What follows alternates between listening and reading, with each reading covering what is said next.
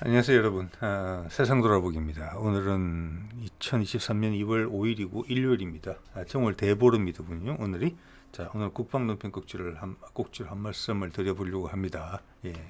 제가 대문 사진에서 보신 것처럼 중국 해군 전력 전반에 대한 이야기를 좀 해보려고 해요. 개괄적으로 미국의 관심 사라는 기준에서. 자, 제가 최근 두 편의 정치 논평을 통해서 이제 미국의 관심이 급격하게 우크라이나에서 중국으로 지금 옮겨오고 있고, 또 중국에서의 이제 동북아 대만을 사이에 두고 미국과 중국 사이의 긴장이 고조되면서 동북아 전체에 아주 복잡한 일들이 이제 발생할 수가 있다. 어떻게 보면 대공세다. 거기에 러시아가 어떤 지원 세력으로 등장하면서 한반도에까지 큰 영향을 줄 수 있는 사안이다. 이런 말씀 드린 바가 있어요. 자, 그렇게 되면은 군사적 긴장도 따라서 고조될 텐데, 대만이 어떻게 보면 중국과 현재 미국 사이에 뭐 유일하진 않지만 중요한 분쟁의 어떤 요인이 되고 있잖아요. 자, 그러면 해군과 해군이 맞닥뜨릴 가능성이 큰데 중국의 해군에 대한 우리 정보는 상당히 제한적이에요. 일단 중국 자체가 그들의 무기 체계, 뭐 숫자, 뭐 성능 이런 거에 대한 정보 공개가 상당히 제한돼 있어요. 그래서 그런 데 대한 정보가 전반적으로 부족한데 마침 이제 미국 쪽에서 관련된 자료가 나온 게 있더라고요. 최신 자료입니다. 그래서 미국 의회에서 만든 자료예요. 이거 보시면 미국 Congressional Research Service라고 그래가지고 우리 한국 입법조사, 국회 입법조사처랑 비슷한 것 같아요. 의원들의 입법 활동 또는 이제 의사결정 과정, 뭐 예산안이나 여러 가지들이 있잖아요. 그런 거에 참고가 되는 보고서를 만드는 기관이에요. 우리 이제 국회 입법조사처도 뭐 이 기관을 사실은 어떻게 보면 본던 거 아닌가 이런 생각이 들기도 해요. 여기서 중국 해군의 현대화와 미 해군의 역량 강화는 어떤 상관이 있느냐 이런 주제로 다른 보고서를 냈어요. 그래서 전체적인 총괄적으로 공개된 자료 중에서는 가장 신뢰성이 있다고 볼 수 있을 것 같아요. 그리고 또 전체를 다 아울렀어요. 나온 거는 2022년 12월 1일이니까 한 2, 3개월밖에 안 됐죠. 그래서 여기 나오는 주요 내용을 여러분하고 한번 뭐랄까 공유를 하려고 해요. 그리고 이제 또 중국 무기 체계에 대한 정보들을 좀 더 많이 다뤄야 되는 게 아닌가 이런 생각 앞으로도 그런 생각을 또 해보기도 합니다. 무기 체계라는 부분에 있어서는. 자, 말씀드린 것처럼 우리도 이런 보고서가 나온 적이 있어. 국기법조사처 좀 전에 말씀드린 것처럼 여기도 보면은 제 145인데 2020년에 나온 건데 이때 극초음속 무기체계 국제개발 동향과 군사 안보적 함의 이런 게 사실 저도 이런 조직이 있는 것은 이 보고서가 언론을 타면서 알게 된 건데 이 당시 다뤘던 게 뭐냐면은 우리가 이 보고서의 말미에 우리가 이런 극초음속 미사일들을 개발하기 위해서 준비하고 있다라고 어느 정도 언급한 부분이 나와요. 근데 이게 나중에 시간이 지나면서 보니까 거의 사실로 다 밝혀졌죠. 마지막에는 보면은 2018년부터는 마하 5 이상의 지상 발사형 극초음속 비행체를 개발하고 있으며 2023년까지 비행 시험을 완료할 계획 이렇게 돼 있잖아요. 그 앞에는 뭐 램젯, 뭐 스크램젯 이런 거, 뭐 복합 엔진 이런 걸 연구했다는 내용이고 이게 이제 하이코어라고 21년 말에 공개됐죠 시제품이. 지상 발사형 그 비행체, 극초음속 비행체 이겁니다. 한국판 지루콘이라는 거. 이게 보니까 이제 이번 달에 비행 시험하는 것으로 돼 있어요. 자, 그러니까 이기에 맞먹는 그런 보고서라고 보시면 돼요. 왜? 한 나라에서 발표할 수 있는 자료 중에서는 가장 신뢰성 높은 자료다 이렇게 판단하시면 될 것 같아요. 자, 먼저 개괄적인 거 한번 더 볼게요. 이 숫자가 이야기해 주는 것은 중국 해군이 숫자라는 측면에서 그걸 이제 바라보는 이제 방법은 여러 가지가 있어요. 여기서 보면 테이블을 몇 개를 할애해서 하는데 가장 대표적인 것을 골랐습니다. 그 여러 가지 테이블이 해주는 이야기는 뭐냐면 결론은 숫자적인 면에서 중국 해군이 이미 미국 해군을 추월했다는 이야기예요. 그리고 내용적인 면에서도 절대 미국보다 약하다고 할 수 없다. 이런 인상을 주고 있어요. 그런 결론까지 내리진 않았지만 저는 그런 메시지를 계속 주고 있다고 봅니다. 그래서 미국 의회에서 미국 해군력 강화를 위해서 투자를 해야 된다. 이런 인상을 조금 주고 있는 거예요. 자, 이거 볼게요. 보면은 왼쪽에 탄도탄 잠수함이 있고, 핵추진 잠수함, 그 다음 디젤 잠수함 쪽이 있고, 항공모함, 구축함 등등등등. 예, 그리고 호위함, 코벳함 이런 거 있는데 이 숫자들을 모아 본 거예요. 2010년부터 2030년까지, 2020년, 2025, 2030년은 예, 함정 근함 계획이 대부분 나와 있잖아요. 저게 몇 달 만에 뚝딱 만들 수 있는 게 아니니까 그걸 참고한 것 같아요. 자, 2020년, 2015년에서 2020년 사이에 이 데이터가 말하는 게 뭐냐면은 이런 좀 전에 언급드린 그런 함정들의 총수, 여기 아주 작은 함정들은 빠져 있어요. 수송도 이런 거 빠져 있는 거고 실제 전투 함정만을 언급한 거예요. 이게 보면은 이제 15년에서 20년으로 저 5년 사이에 전체적인 숫자가 추월된 걸 볼 수가 있어요. 2015년 제일 밑에 보면 플러스 16. 즉 미국이 이들 함정의 총 합에서 16척이 더 많았었어요. 2015년에는. 근데 2020년이 되면은 역전이 돼요. 마침내. 63척 차이로 역전이 돼요. 그런데 이 역전의 차이가 좁혀지느냐? 아니다. 지금의 계획대로 보면은 2025년 가면은 저 차이가 110척으로 늘어나고 2030년 정도 가면 130척 이상으로 벌어진다. 전력차가 커진다는 거예요. 그리고 이 보고서 전반의 내용을 뒤에 또 추가로 또 설명을 드리겠습니다만은 이 보고서 분명히 이 이야기를 하고 있습니다. 중국 해군의 약점이란 부분도 있다. 있지만 몇몇 분야에서는 미국 해군보다 낫다. 이렇게 분명히 이야기를 해요. 그리고 그 약점을 급속도로 줄이고 있다. 그 약점이라는 것은 주로 그거예요. 정찰 능력이에요. 정찰 능력하고 장거리 타격을 할 때 장거리 그 목표를 갖다가 지시할 수 있는 거. 그 정찰하고 상관이 있는 것이죠. 무인기, 위성 이런 거라고 볼 수 있어요. 그런 것도 급격히 좁혀지고 있다. 즉 이 말을 종합해서 보면은 지금도 이긴다고 자신할 수 없다. 이렇게 미국 기준으로 보더라도 지금 해군 대 해군으로 보더라도 미국이 이긴다고 말할 수가 없다. 예? 그리고 향후 25, 30년이 되면은 우리하고 중국 해군이 미국 해군보다 기술적으로, 양적으로 훨씬 우위를 가지게 될 가능성이 높다. 이렇게 전망하고 있다고 저는 봅니다. 단지 숫자만의 이야기가 아니고. 자, 이런 걸 보면은 이렇게 이야기를 하는데 뒤에는 아쉬움이 좀 있어요. 제가 봐서는. 이 그림 속에서 보시는 것은 제가 예전에 다뤘던 내용이거든요. 미국 해군이 지난 1, 20년간 한 일을 보면은 어떻게 보면 당연한 거예요. 자, 주말특급 수십조 원, 50조 이상 들여가지고 결국 세 척밖에 못 만들었고 그 세 척도 활용도가 극히 제한적이죠. 그리고 연안 점프함, 그것도 여러 척 건조했지만 이게 문제가 많아서 전력 외로 분류가 되고 있어요. 그 양쪽에 들어간 돈 합치면 거진 한 100조 원 정도 들어갔을 거예요. 그게 중국 해군한테 추격을 허용하는 핵심이에요. 그 돈이 다 하늘로 붕 떠버린 거잖아요. 지금 급해졌다는 이야기예요. 의회 보고서는 그 이야기를 할 수는 없지만 그 돈을 효율적으로 썼어 보세요. 자, 제가 예전에도 말씀드렸지만 주말트하고 LCS는 두 개가 짝으로 사용되는 배예요. 뭐냐? 두 개 다 연안 전투를 전제로 하고 있어요. 그 전술의 뒤에는 뭐가 깔려 있느냐면은 어떻게 보면 미국의 오만이 깔려 있어요. 미국 해군을 상대할 수 있는 해군은 전 세계에 아무도 없다. 굳이 저런 조그만 나라들을 두드려 주는데 항공모함 전단도 갈 필요도 없다. 그냥 주말트가 해안 근처에서 포로 그냥 때려주고 그 안에는 가까이 좀 빠른 함정들 LCS가 들어가서 누비면 끝난다. 이런 전제로 디자인이 됐던 배고 거기에다가 지금 100조 원 정도 가까이 투자가 된 거예요. 결국엔 아무것도 없죠. 그리고 중국 해군이 그런 해군입니까? 절대 아니죠. 엄청난 미국의 오판이 있었던 것이죠.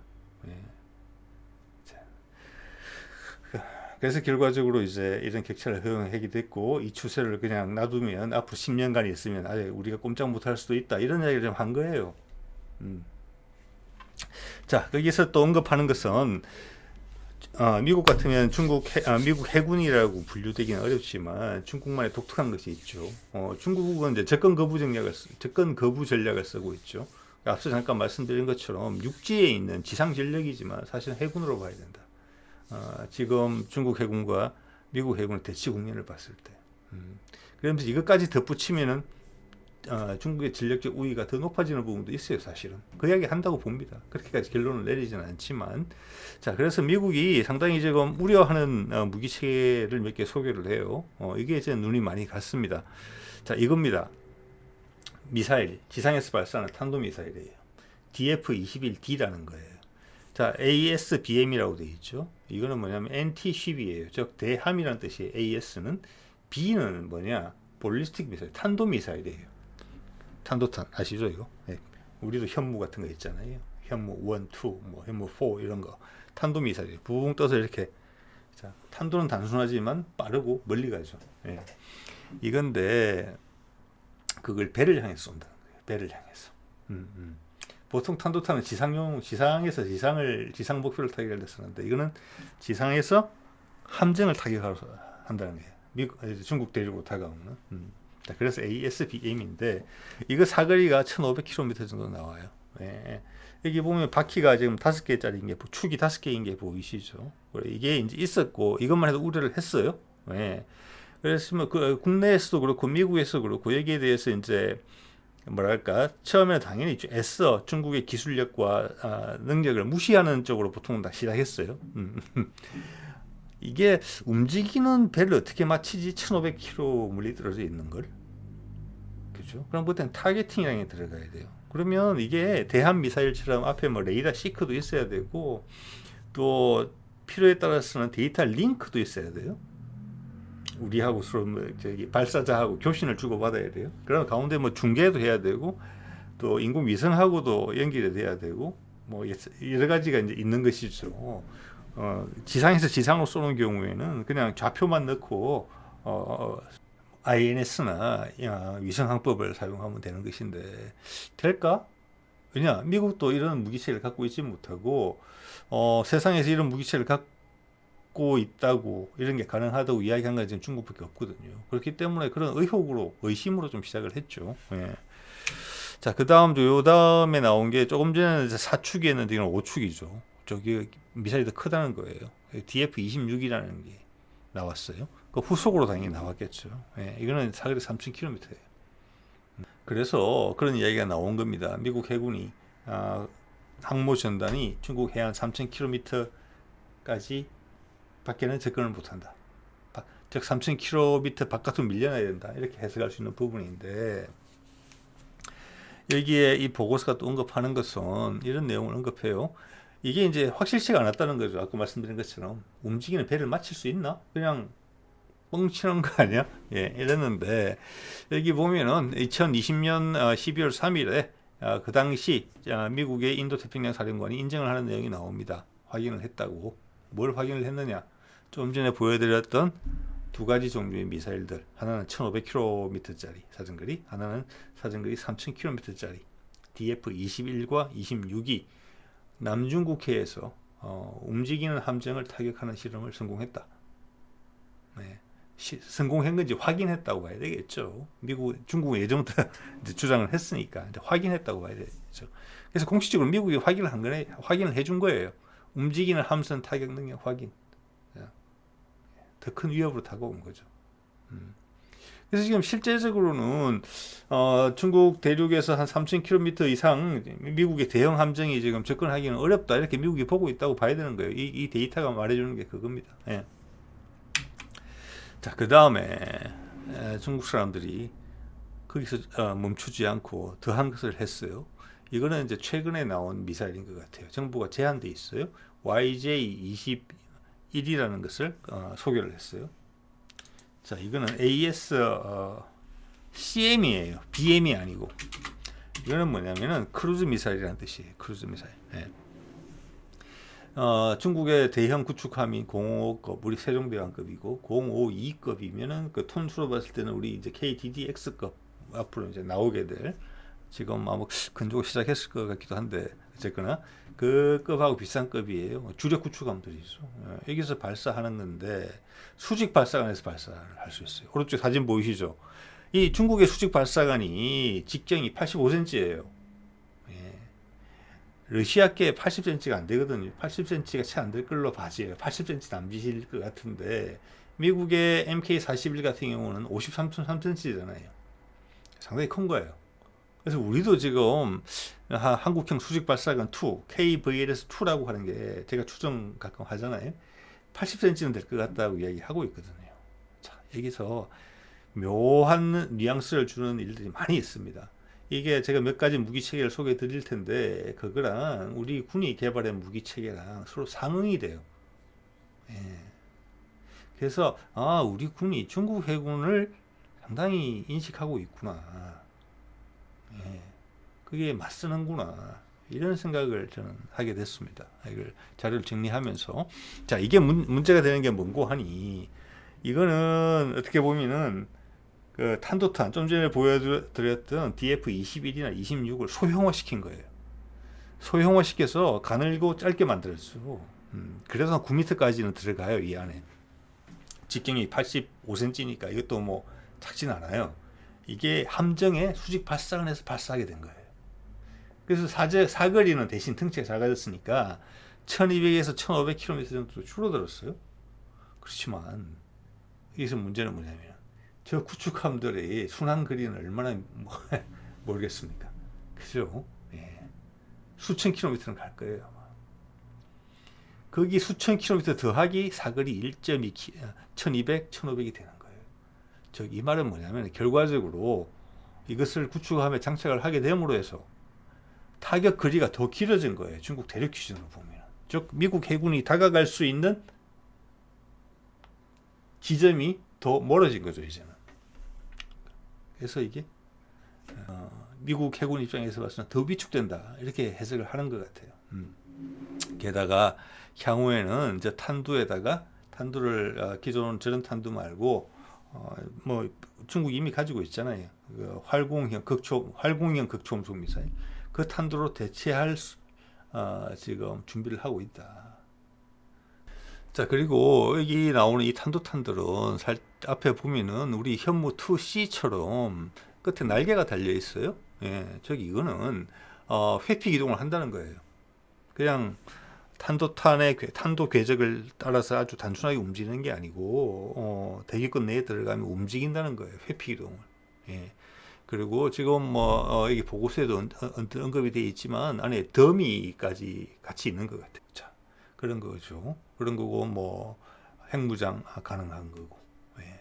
거기다가 이제 지금 이 보고서가 또 언급하는 것은 향후 중국이 여기다가 앞에 탄두 부분을 극초음속 활공체로 바꾸려고 하는 움직임이 있다. 어차피 극초음속 활공체 미사일은 이미 중국이 가지고 있잖아요. 그걸 함정에서 발사할 수 있는 형으로 만들겠다는 거예요. 탄두 부분만 교체하면 된다는 거죠. 그러면 사거리가 더 길어진다는 거예요. 어차피 이 미사일들은 이미 탄도탄 형식만 되더라도 목표물에 다가갔을 때 이미 마하 5, 6의 수직으로 떨어져요. 머리 바로 위에서. 지금도 막을 재간은 없어요. 미국의 그 근접 대공망으로는. 자, 이런 것들은 이제 우려를 표시를 하고 있다는 것이고, 이런 면에 봤을 때 우리 현무 2C도 개발할 때 사진이 공개된 걸 보면은 뭐 실험 요건 때문에 그랬을 수도 있지만 제가 봐서는 굳이 바다 위에 바지선을 띄워놓고 발사를 했거든요. 그리고 가상 목표물도 바다 위에 있었어요. 즉 바다 위에서 쏴서 바다 위에 있는 목표를 맞춘 거예요. 그래서 제가 그런 말씀 드린 거예요. 우리도 이것을 향후 더 커진 우리 한국형 수직 발사관에 넣으려고 할 가능성이 있겠구나. 왜냐? 중국도 딱 그렇게 했거든요. 예. 그러면 그만큼 사거리를 버는 거예요. 예. 상대방이 접근할 수 있는 거리를 확 줄이는 것이죠. 그럼 우리 입장에서 위험이 확 줄어드는 거죠. 그렇게 안 할 이유가 없는 거죠. 이미 큰 수직 발사관 2도 지금 개발 중인데, 예. 이미 수치 같은 건 나와 있다는 말씀 드렸죠. 그죠? 업계에서는. 네. 그래서 이걸 비행기에서도 발사하고 여러 용도로 이제 쓰려고 한다는 것이죠. 예. 자, 이걸 보면은 이제 좀 전에 보여드렸던 그 YJ-21이었나요? 네, 이것을 발사하는 플랫폼이 이 두 구축함이에요. 이거 중국의 최신형 구축함입니다. 예. 이 기회에 이것도 한번 일면식 해 두시는 것도 좋을 것 같아요. 위에 거는 055급 구축함인데 지금도 막 배치가 되고 있죠. 뭐 1년에 한 척씩 두 척씩 꼬박꼬박 함 종별로 만들고 있죠. 예, 전체적으로 구축함 한 척이 아니라. 예. 자, 이건 12,000에서 13,000톤급쯤 되는 것으로 알려져 있는데 세종대왕급도 되게 대단히 큰 배입니다. 예. 그의 크기를 살짝 넘는 것으로 돼 있어요. 예, 그 수직 발사관이 앞에 함포 뒤에 상당량 부분이 있고 저 뒤에 부분은 납작한 부분 있죠. 위에 구조물이 없는 부분 저기도 다 전부 다 수직 발사관입니다. 예, 이거고 자 밑에 사진은 052D급 구축함이에요. 이 두 개가 주력이에요 현재. 예, 이거는 저희 KDDX급 톤수랑 비슷할 것으로 보이는데 이건 7,500톤급인데 사실 우리 KDDX급은 이거보다는 톤수가 조금 더 늘어날 가능성도 있어 보여요. 일단 언론에서 이야기된 것으로 봐서는 이 정도급이에요. 자, 여기서 그런 미사일들을 좀 전에 보여드렸던 YJ-21 같은 미사일들을 이제 발사할 수 있다는 거죠. 그래서 이들 배들이 중국 대륙 해안에서 수천 킬로미터 떨어진 곳에 위치한다면 거기서부터 다시 1200km, 1500km까지 타격할 수 있다는 거잖아요. 상대방이 막을 수 없는 현재의 기술로는 막을 수 없는 미사일 공격이 되는 것이죠. 예. 위에 055급 같은 경우는 수직 발사관이 아마 100개가 넘을 거고 셀이 052D급 같은 경우도 뭐 5, 60개 이상은 되겠죠. 예. 이런 게 두세 척 떠가지고 함대를 구성해서 거기서 쏜다고 생각해 보세요.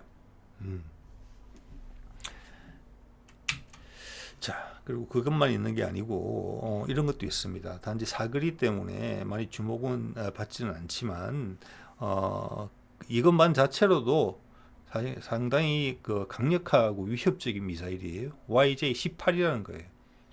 이거는 딱 순항 미사일 모양으로 생긴 게 보이시죠?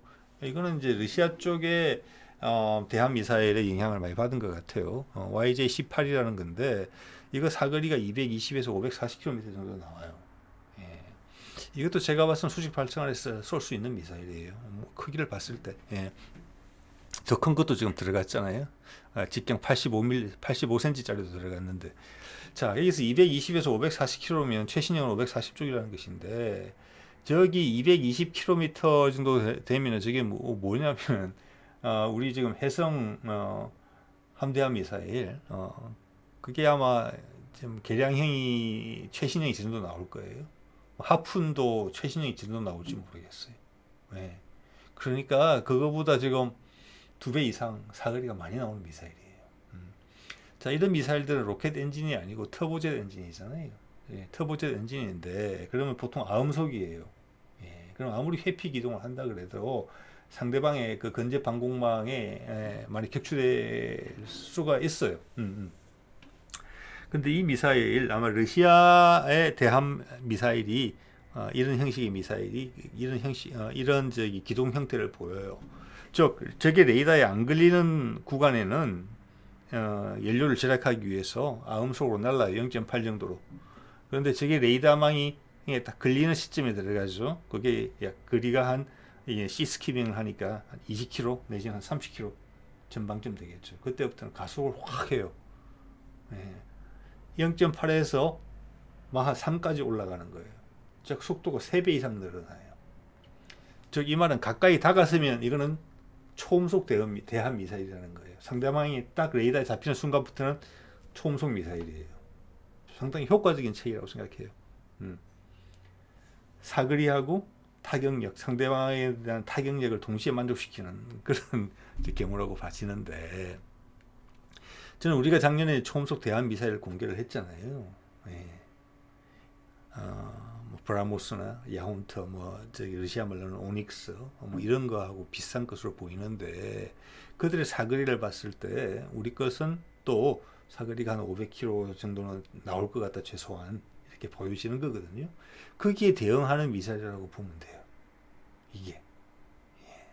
자, 그래서 상호 대꾸가 되고 있죠 지금. 아까 현무2C 제가 추정드린 것처럼 함정도 그렇고 이런 미사일 체계도 그렇고 중국이 가지면 우리도 가지는 그런 분위기가 있어요 지금. 자, 그리고 자, 이게 이제 마지막으로 항공모함인데 이게 세 번째 항공모함 작년 6월 정도에 아마 진수가 됐죠.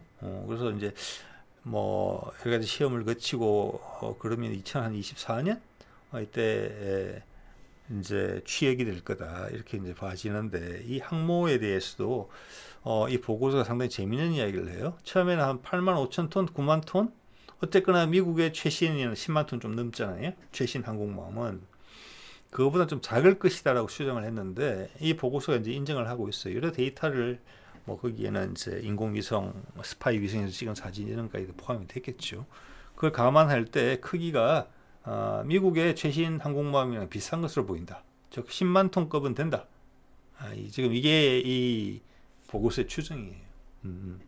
이게 후장함이죠. 이름이 후장.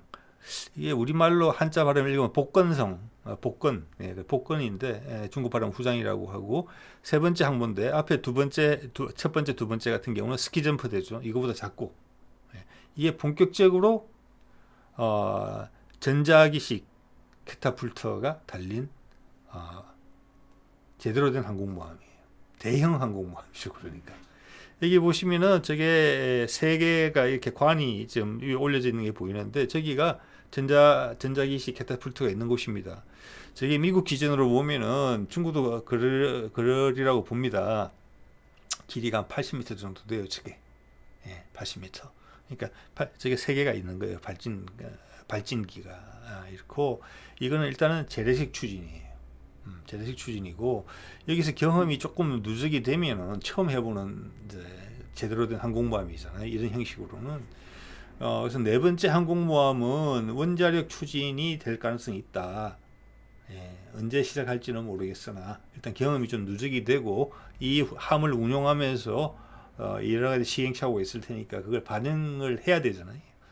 그래서 언제라고 딱 꼬집지는 못하지만 원자력 추진 가능성이 높다, 이런 이야기를 지금 해요, 이 보고서는. 자, 그러면 우리도 지금 이제 중형 항모로 갈 가능성이 그게 확실하잖아요. 작년에 처음에 항모 예산 반영됐던 것도 다 날려버렸었죠. 그래서 그 돈을 빼가지고 그게 한 4조 원 정도 됐어요. 빼가지고 F-35 20대 추가 도입하는 비용으로 쓰겠다, 4조 원. 그렇게 됐었는데 은근슬쩍 작년 후반부에 말이 바뀌었죠.